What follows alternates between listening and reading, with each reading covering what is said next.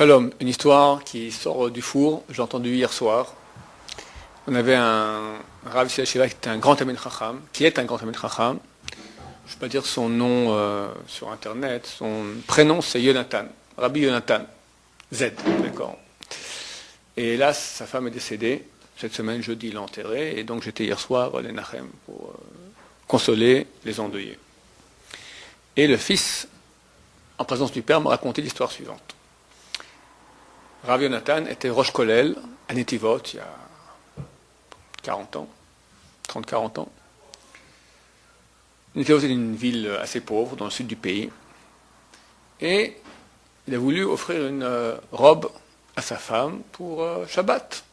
Il n'y a pas loin d'offrir une robe. Alors il est parti en bus spécialement à Beersheba, 1 heure, 2 heures de route à l'époque, pour acheter du tissu. Armer le tissu, et sa femme, qui était bonne couturière, a commencé à prendre le tissu. Elle a déjà fait la moitié de l'ensemble, elle a fait déjà la robe. Il manquait encore le haut.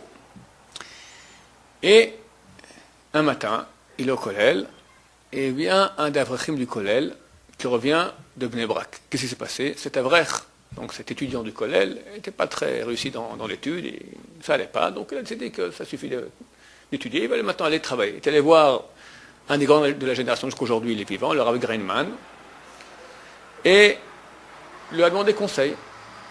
Et il a proposé au Rav Greinman, voilà, moi j'ai une idée, peut-être ouvrir une petite usine comme ça d'alimentation, on va faire des boîtes de conserve, et bon, ça peut réussir. Mais j'ai un problème, il me faut une somme d'argent pour débuter.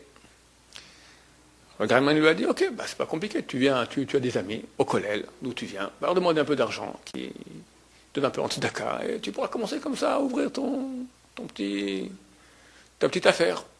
Bon, donc le jeune homme revient de Bnei Brak, il va voir directement le Rosh Kollel, Rav Yonatan, il lui dit, voilà, je suis Rav Greinman, il m'a dit comme ci, comme ça, voilà, je vous demande maintenant de me donner un peu de tzedaka pour que j'ouvre maintenant mon affaire. Rav Yonatan lui dit, nous on a la Torah, qu'est-ce que nous dit la Torah? La Torah nous dit, il y avait dans les 12 tribus, il y avait 2 tribus, Issachar et Zulun. Issachar étudie la Torah toute la journée, Zulun faisait du commerce toute la journée, et Zulun faisait moitié-moitié avec Issachar, et donnait la moitié de son travail à Issachar, et avait droit à la moitié du mérite d'étude de Torah de Issachar. On appelle ça Zulun et Issachar. Issachar et Zulun. Donc, la normalité, elle est que c'est Zulun, ceux qui bossent, les commerçants, d'accord, ceux qui font les affaires, qui aident les étudiants, et pas le contraire. Tout le monde maintenant que nous, les étudiants, on va t'aider à ouvrir une affaire, c'est le monde à l'envers. Je peux pas. On n'a pas les moyens, c'est pas pour une affaire, sans continuité, tu as besoin pour étudier la Torah, je comprends, je vais me saigner, maintenant pour une affaire, désolé. Je ne comprends pas le Rav Greinman comment on dit une chose pareille. Top. Rav Yonatan rentre chez lui donc à midi, sa femme lui dit, presque en pleurant, écoute la robe, elle est fichue. Qu'est-ce qui se passe? Les enfants ont vu un beau nouveau tissu, ils ont eu les ciseaux, ils ont commencé, ils ont découpé toute la robe. Bon, il la console comme il peut, puis il fait son Hashbon Nefesh, son bilan.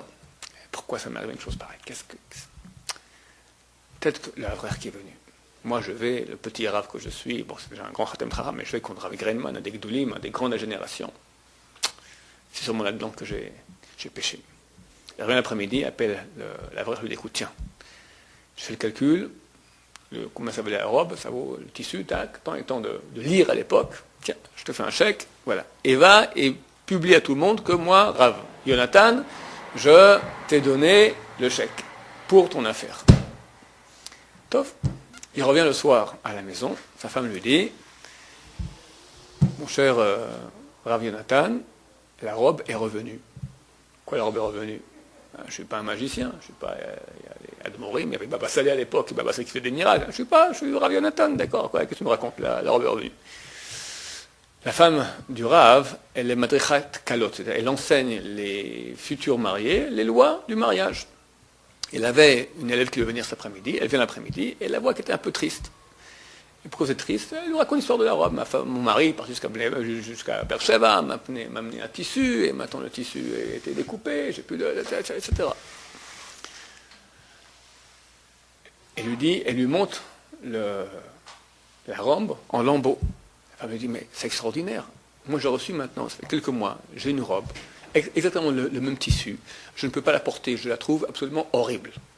Elle ressemble vraiment à votre robe, je ne sais pas comment elle était, parce qu'on a un peu déchiré maintenant, mais c'est le même tissu exactement. Écoutez, je vous en prie, ne m'enseignez aucune loi, je veux d'abord vous donner cette robe. Elle va vite chez elle, elle revient à la maison, elle lui donne exactement le même tissu, la même robe. La voici. Comment quand quelqu'un sait faire le bilan de lui-même, alors c'est vraiment donnant avec Dieu, pour ceux qui sont propres.